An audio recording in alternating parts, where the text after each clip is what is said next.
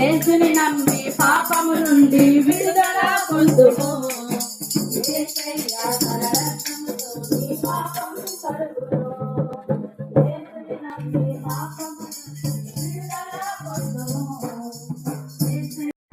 పాపులను రక్షించడానికి యేసు ప్రభు ఈ లోకానికి వచ్చారు. అయితే పాపులు ఎవరు, వాళ్ళు ఎక్కడుంటారు అంటే బైబిల్ అంటుంది ఏ భేదము లేదు, అందరూ కూడా పాపులు. జన్మతః కర్మేణ కూడా మానవుడు అందరూ కూడా పాపులు అని బైబిల్ నేరారోపణ చేస్తుంది. ఏ భేదము లేదండి. ఈ రోజున కులాల మధ్య భేదం ఉంది, జాతుల మధ్య భేదం ఉంది, స్త్రీ అని పురుషుడని ఇలాగ రకరకాలైన భేదాలు ఉన్నాయి. కానీ పాపానికి మాత్రం భేదం లేదు. మనిషి ఏ కులంలో పుట్టినా కానీ మనుషులందరూ కూడా పాపులు అని బైబిల్ చెప్తుంది. కనుక ఇటువంటి పాపులైన మానవులను రక్షించాలని యేసుక్రీస్తు ప్రభువారు ఈ లోకానికి రావడం జరిగింది. ఏమంటే పాపులు రక్షించడానికి వచ్చారంటున్నారు. పాపులు ఏదైనా శిక్షలో ఉన్నారనే అనుమానం మీకు రావచ్చు. బైబిల్ ఏం చెప్తుందంటే పాపము చేసిన వారిని పాతాళం పట్టుకుంటుందని పరిశుద్ధ గ్రంథంలో రాయబడి ఉంది.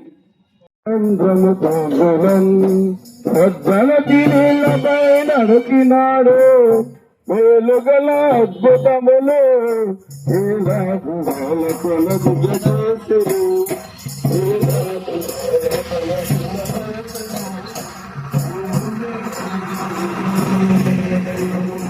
మానవులందరినీ కూడా రక్షించడానికి వచ్చి ఉన్నాడు. మీరు అనొచ్చు ఎందుకు రక్షించడం అంటే, మానవులందరం కూడా మనం పాపం చేస్తున్నాం. పాపం వల్ల వచ్చే జీతం మరణం. మరణం అయిన తర్వాత నరకానికి వెళ్ళిపోతున్నాం. అందుకే ప్రభువు నరకానికి వెళ్ళకూడదని, మనలో పాపము ఉండకూడదని ప్రభు భూమి మీదకి వచ్చి నీ కొరకు నా కొరకు కూడా ఒక్కడి తక్కువ 40 దెబ్బలు తిని ఆయన రక్తము కార్చి మన కొరకు సిలువలో మన కొరకు ప్రాణం పెట్టి ఉన్నాడు ప్రభు. మానవా రెండే రెండు దారులు ఏ దారి కావాలో మానవా పరలోకం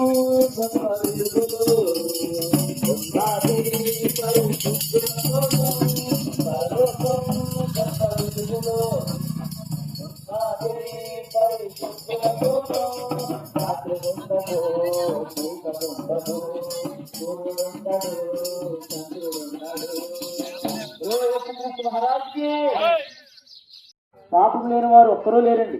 అందరూ పాపం చేసి దేవుడు అనుగ్రహించే మహిమను లేక పరలోకాన్ని మానవుడు పొందలేకపోతున్నాడు. అందుకనే ప్రయాసపడి భారం మోస్తున్నటువంటి సమస్త ప్రజలారా నా యొద్దకు రండి, మీకు విశ్రాంతిని ఇస్తానంటున్నాడు దేవుడు. నిజమేనండి, ఈ లోకం మనిషికి విశ్రాంతి లేదండి. ఉదయం లేచిన దగ్గర నుంచి రాత్రి పడుకునే వరకు ఏమండి మనిషి ఎన్నో ప్రయాసాలు పడుతున్నాడు, ఎన్నో కష్టాలు పడుతున్నాడు, ఎన్నో బాధలు తీసుకున్నాడు. మనశ్శాంతి లేని జీవితాన్ని మానవుడు గడుపుతున్నాడు. అయితే యేసు ప్రభు చెప్తున్నారు, నా దగ్గరికి రండి, నేనే విశ్రాంతిని ఇస్తాను మీకు. జన్మతః పాపులు, పాపానికి శిక్ష నరకాగ్ని అని బైబిల్ గ్రంథం చెప్తా ఉంది. మానవులు పాపములు పుట్టి పాపములు చనిపోతే వనాత్మ అగ్ని గంధకాలతో మండు గుండానికి వెళుతుంది. పాపులైన మనలా రక్షించా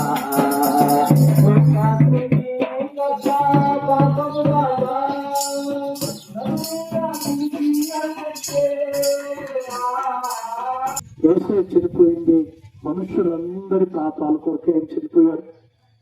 మనుషులందరినీ పాపము నుండి విడిపించుటకు అని చనిపోయారు.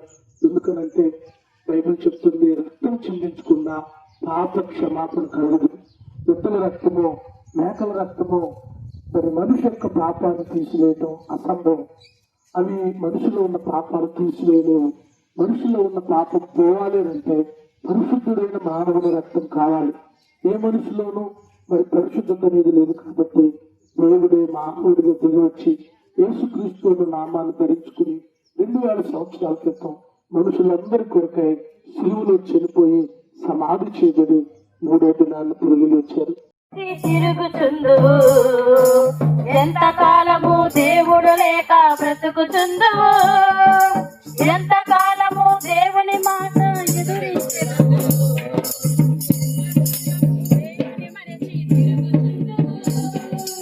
యేసయ్యా నీ పాపం కొరకు ఆధ్యాత్మికమే పాపం అండి. దేవుడు నరులందరినీ కూడా యథార్థంగా కలుగు చేశాడు. కానీ ఏ విధమైన తంత్రాలు కలుగు చేసుకుని మనం ఏం చేసామంటే దేవుడు ఆజ్ఞ అతిక్రమించి పాపం చేశాం. అయితే ఈ పాపం వల్ల మరి మనం చనిపోతే ఈ పాప దేహంతో ఈ ఆత్మకి పట్టిన మరి మరణాన్ని మనం ఇలాగ చనిపోతే ఈ యొక్క ఆత్మ మళ్ళా దేవుడి దగ్గరికి చేరదు. కాబట్టి ఈ యొక్క ఆత్మ మళ్ళీ ఆయన దగ్గరికి పరిశుద్ధంగా చేరాలంటే మరి పరిశుద్ధమైన రక్తం ద్వారానే కడగబడాలి. రెండో నమ్మో నమ్మో నమ్మండు ప్రభు యేసు చెంతను నమ్మండు. రెండో రెండో రెండో ప్రభు యేసు చెంతకు రెండో నమ్మో నమ్మో నమ్మండు ప్రభు యేసు క్రీస్తుని నమ్మండు.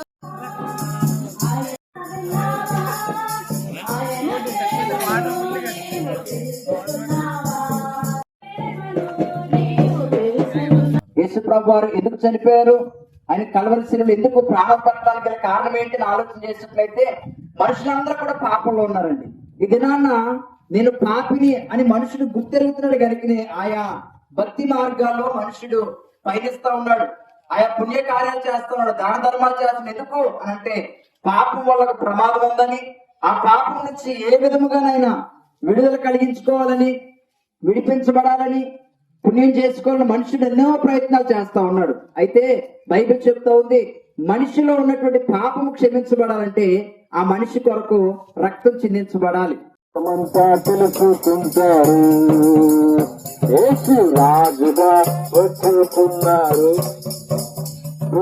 లోకమంతా తెలుసుకుంటారు, మేఘాల మీద యేసు వచ్చుచున్నాడు, మేఘాల మీద యేసు వచ్చుచున్నాడు. మానవుడు చేసిన దాన ధర్మాలు కూడా మానవుని పాపం నుండి విడిపించబడవు అని. మరి మానవుడి పాపం విడిపించబడాలంటే పరిశుద్ధమైన రక్తం కావాలి.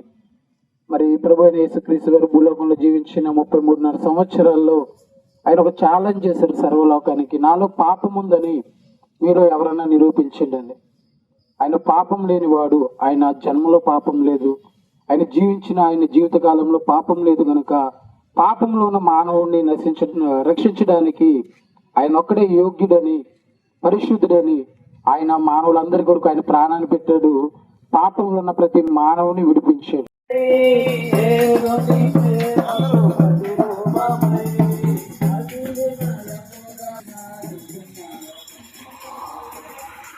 ఈ భూమి మీద ఏదైనా మనం కొనొచ్చు కానీ సమాధానం కొనలేము, నెమ్మది కొనలేము, రక్షణ కొనలేము. ఏదైనా కొనవచ్చు. కాబట్టి కొనలేనిది ఎవరు ఇవ్వలేనిది యేసుక్రీస్తు ప్రభువారు మనలో ఉన్నటువంటి పాపమును, శాపమును మరి తీసివేసి ఆయన సొంత రక్షకుడిగా మరి మనం అంగీకరించినట్లయితే మనకు నెమ్మది, సమాధానం కలుగుతుంది. పరిశుద్ధులందరినీ తీసుకుపోతాడు, పరిశుద్ధులందరినీ తీసుకుపోతాడు. లోకమంతా శ్రమకాలం, లోకమంతా శ్రమకాలం.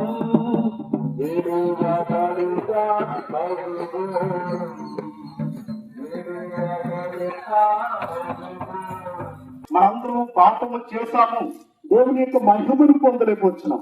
అంటే ఈ లోకంలో వచ్చిన వాళ్ళందరూ కూడా పాపములు చేసి ఈ లోకంలోనే అంతమైపోతున్నారు.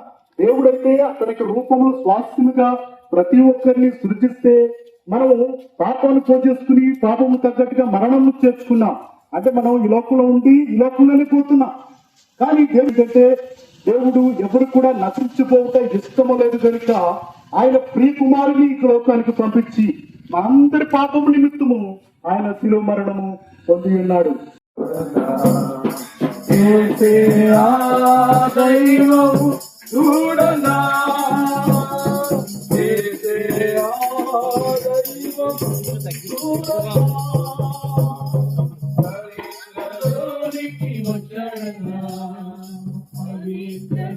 లోకానికి వచ్చాడు. యేసుక్రీస్తు ప్రభువు వారి లోకానికి రావడానికి గల కారణం ఏంటి అని అడిగితే మానవులందరినీ కూడా ఆయన ప్రేమిస్తున్నాడు కనుకనే తన ప్రేమను వెల్లడి చేయడానికి మానవుడు మోస్తున్న పాప భారం నుంచి ఆ మనుషులందరినీ కూడా విడిపించడానికి ఆయన ఈ లోకానికి వచ్చారు. నిజమేనండి, మనుషులందరూ కూడా జన్మతః పాపులు. అంటే మానవులందరూ కూడా పాప స్వభావముతోనే ఈ లోకానికి వచ్చినట్లుగా జీవించినట్లుగా మనం వింటూ వస్తున్నాము. కనుకనే మనందరి మీద కూడా ఏమి ఏలుబడి చేస్తుందని అడిగితే పాపము.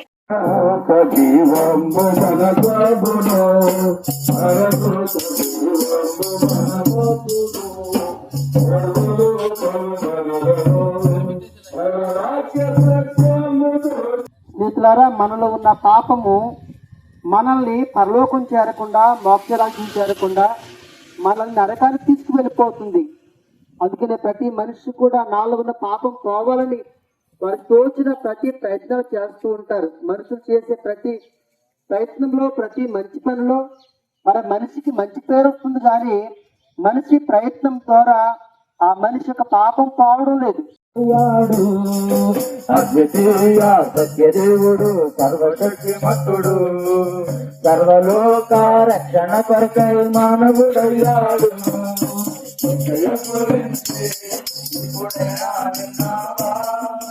ఆయన ప్రేమను నీవు తెలుసుకున్నావా?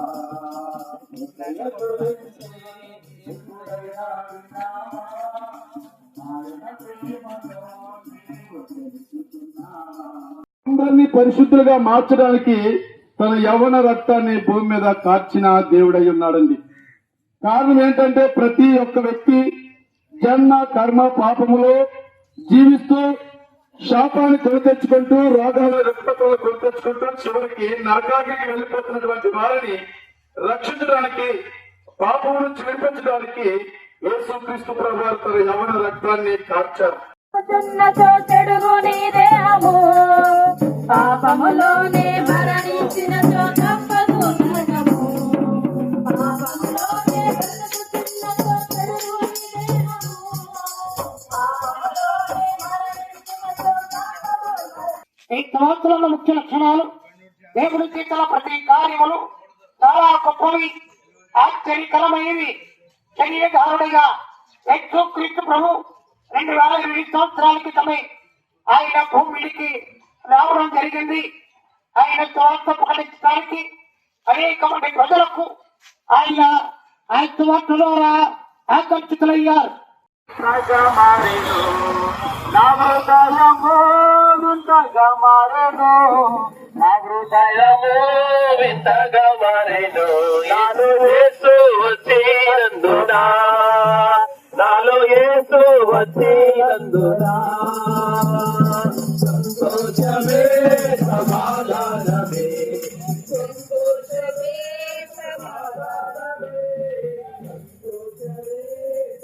ఆ ప్రభు ఇచ్చిన ఆహ్వానం ఏంటంటే, నా ఎదుకు రండి, వచ్చిన తర్వాత మీకు నెమ్మదిని, శాంతిని, సమాధానమును ఇస్తాను, నా యొద్ద నేర్చుకోండి అని చెప్పి ప్రభు యేసుక్రీస్తు వారు పిలుస్తూ ఉన్నారు.